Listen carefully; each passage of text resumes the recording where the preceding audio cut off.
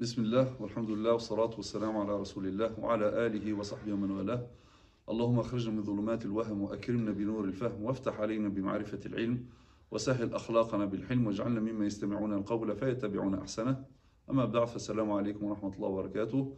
Bienvenue dans cette série consacrée à la présentation de l'islam.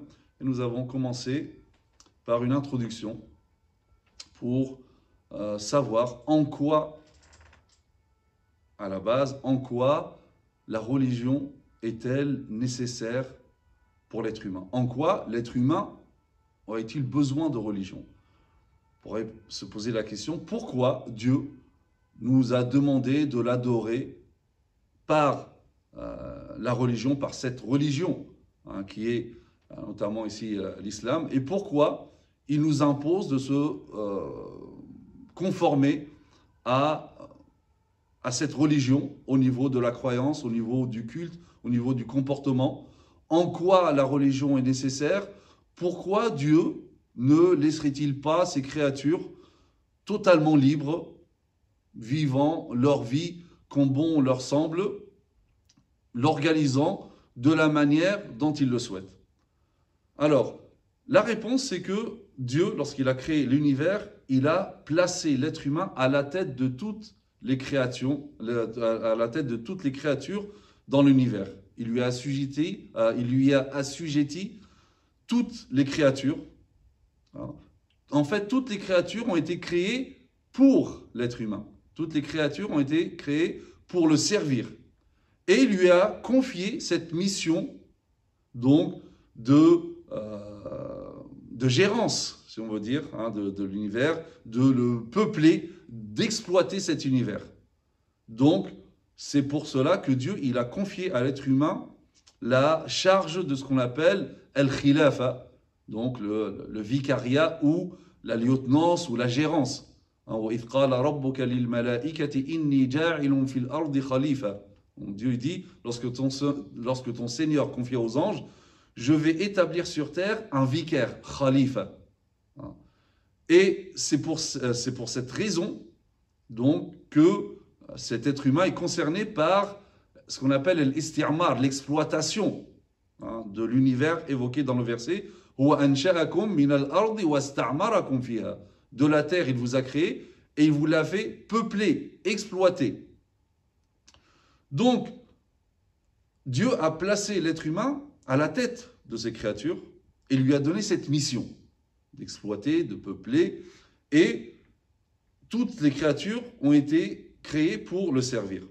Bien sûr, maintenant, pour que l'être humain puisse accomplir cette mission de khilafa, de lieutenance, de vicariat, Allah Azza wa Jalla lui a donné des facultés, des attributs nécessaires pour qu'il puisse, pour qu'il ait la capacité de gérer, de peupler et d'exploiter l'univers. Et donc, il l'a doté de ce qu'on appelle l'intellect, avec les attributs qui en découlent, comme la connaissance, la science, la perception. Il l'a épargné également d'une part d'égoïsme, l'ananiya, avec les sentiments qui en découlent. Et c'est cette ananiya, c'est ça qui l'incite à posséder des biens. Chaque être humain aime posséder des biens, c'est naturel. C'est cet égoïsme que Dieu a placé dans l'être humain.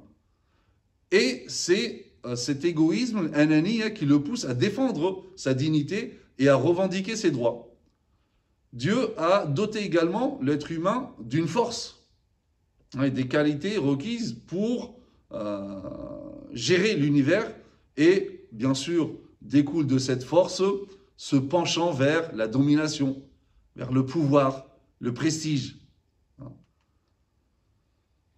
Donc ces attributs et d'autres attributs, mais les attributs essentiels, l'aql, l'intellect, cette part d'égoïsme, l'ananiya, la force, le quwwa, ce sont des attributs qui renferment également des préjudices. En réalité, ce sont des facultés, des attributs à double tranchant.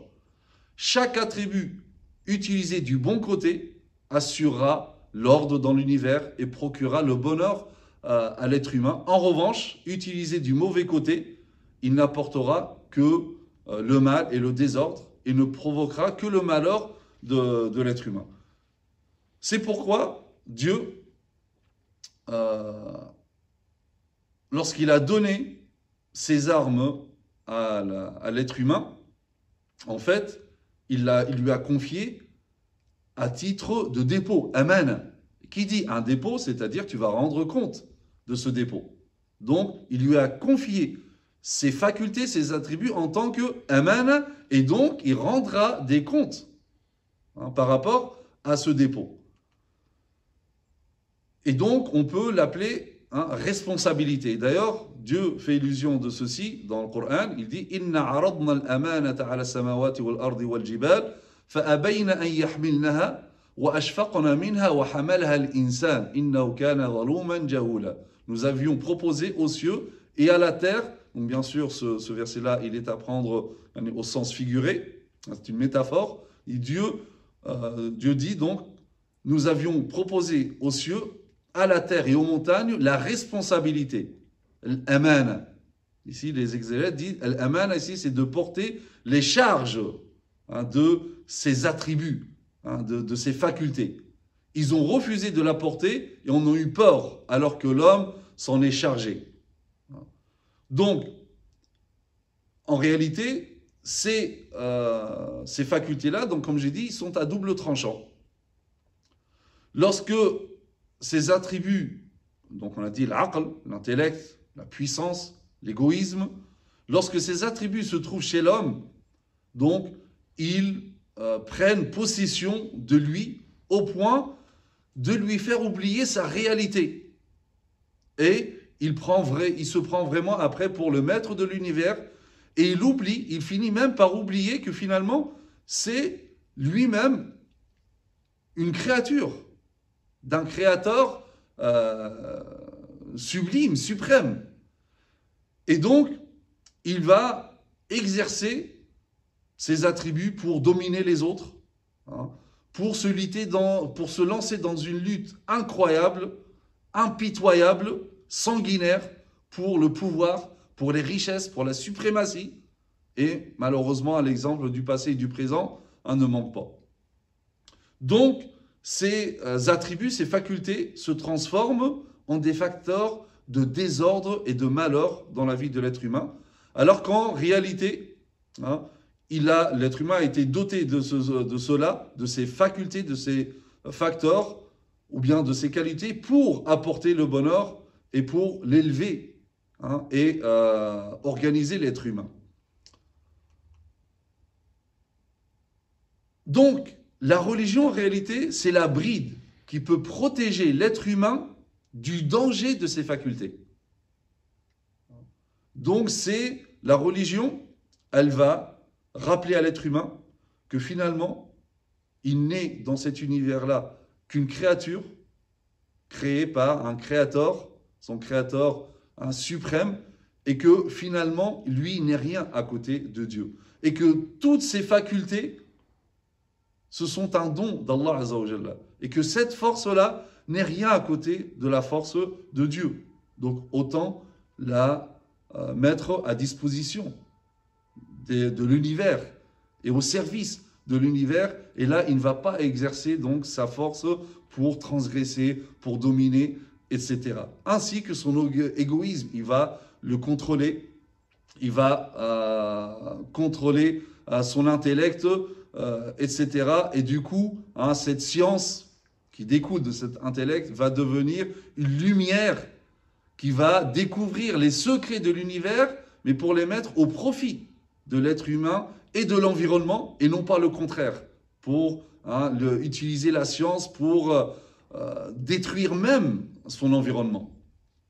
Et ça, donc, c'est la religion donc, qui vient contrôler toutes ces facultés et établir donc cette bride. D'où le besoin. Car l'être humain, sans la religion, ses facultés, ce sont ses facultés qui vont le dominer. Et ce n'est pas lui qui va dominer ses facultés. Ce qui fait en sorte qu'il va dominer ses facultés, c'est la religion. Et là, du coup, il va les dominer et il va mettre toutes ses facultés au service de l'être humain, de son environnement et de l'humanité. Et d'ailleurs, hein, c'est pour cela que Salomon Rénec disait, en définissant la religion, donc il définit la religion comme étant un ensemble de scrupules qui font obstacle au libre exercice de nos facultés. Donc la religion, c'est un ensemble de scrupules qui font obstacle au libre exercice de nos facultés. Car effectivement, l'être humain, s'il n'a pas cette bride, s'il n'a pas donc ces freins établis par la religion, il va exercer ses facultés d'une manière complètement libre. Et du coup, forcément, ça va être préjudiciable. Et ça, c'est le mauvais côté, c'est le côté donc, qui est préjudiciable. Et donc, la religion, elle vient établir de quoi contrôler ces facultés-là. Et elle apporte des obstacles au libre exercice de nos facultés, comme dit Salomon Rénac. Donc, voilà pourquoi nous avons besoin de la religion. Prochainement, donc on continuera encore avec un autre besoin, Inch'Allah Ta'ala, dans une prochaine vidéo. Wa subhanaka Allahumma bihamdik, nashhadu an la ilaha illa ant, nastaghfiruka wa natubu ilayk, wa salli Allahumma ala sayyidina Muhammad, wa ala alihi wa sahbihi wa sallam taslima. Assalamu alaykum wa rahmatullahi wa barakatuh. مولاي صل وسلم دائما أبدا على حبيبك خير الخلق كلهم.